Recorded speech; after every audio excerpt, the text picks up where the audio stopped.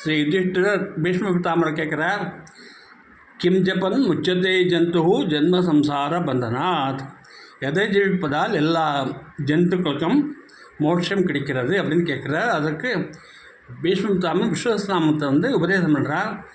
தினமும் சொல்கிறவா நிறைய பேர் இருக்கா, அப்படி சொல்ல முடியலன்னாக்க சாட்சாத் பரமேஸ்வரன் சொல்லி கொடுத்த வழி ஸ்ரீராம ராம ராமேதி ரமே ராமே மனோரமே சகசிர நாம தத்துல்யம் ராமநாம வரானனே.